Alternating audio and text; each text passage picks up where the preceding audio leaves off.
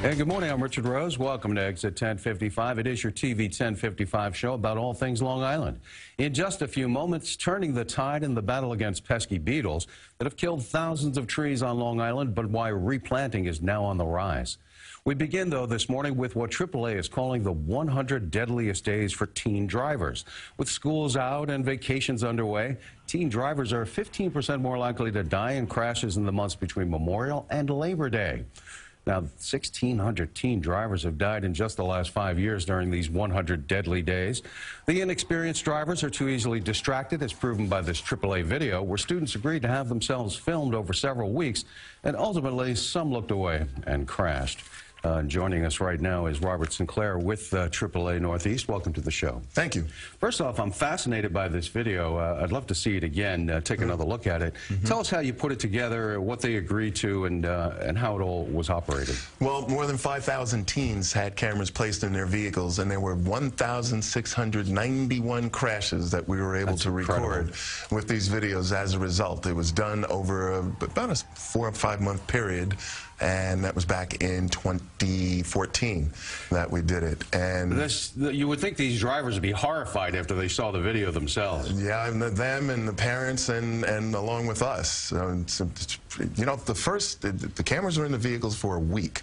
In the first 2 or 3 days, they modeled perfect driving behavior, but after that, they fall into their bad habits. Yeah, what are those bad habits? Well, we found that in the fatal teen crashes that 60% of the time there was some element of distraction involved.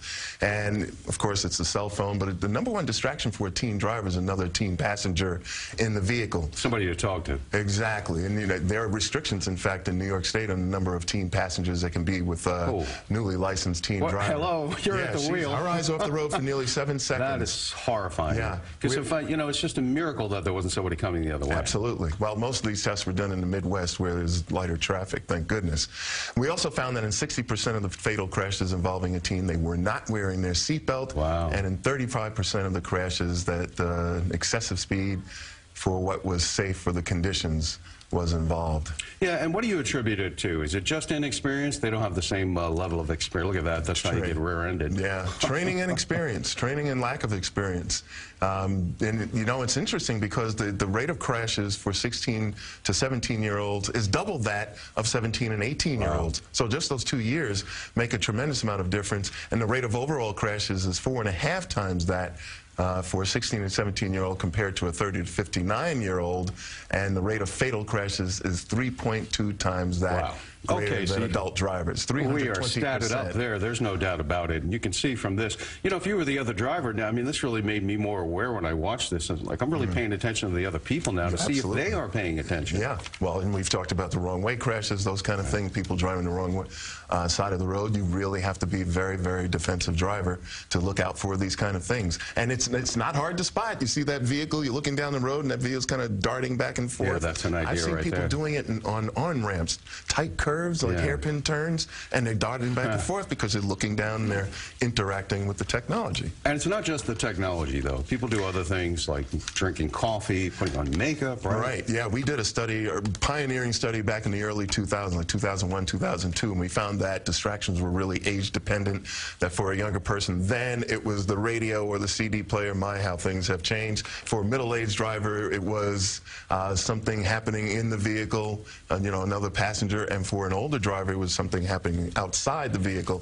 Those studies, of course, have been supplanted by ones that we've done more recently. And that, you know, that's a good point, because, you know, we're talking about teens here, and if anybody were watching, they would think we're picking on you, but we're not. You know, these are the facts, and it's the reality that you have to deal with. You got to pay attention.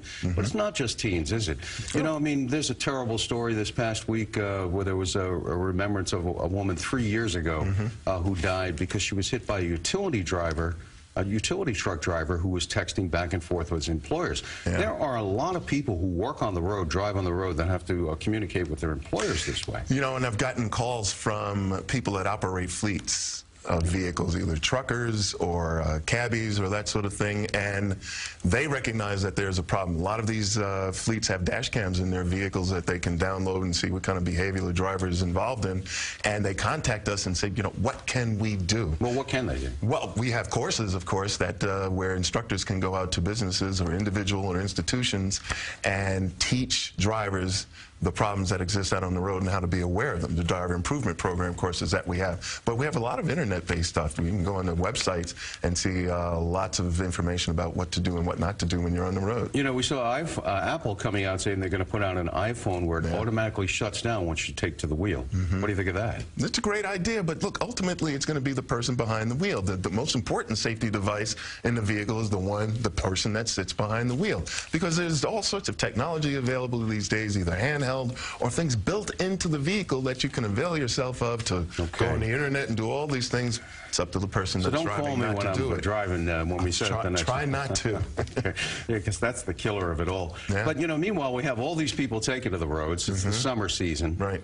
And it's a new administration, and there's been a lot of talk about infrastructure money, which a big chunk is needed for our highways. Now, where does all that stand?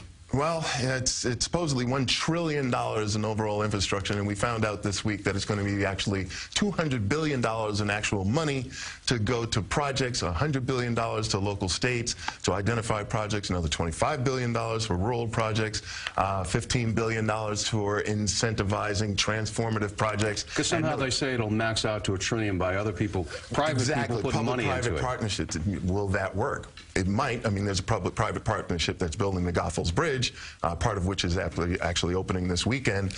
But the devil is in the details in how these things get done. You know, $1 trillion becomes $200 billion. You get a little disappointed. Will it actually spur a total of $1 trillion in development? That remains to be seen. Well, Robert Sinclair, AAA Northeast, thanks for the heads up on how we need to pay attention. Eyes forward when driving this summer holiday season. Thank you, sir. Thank you.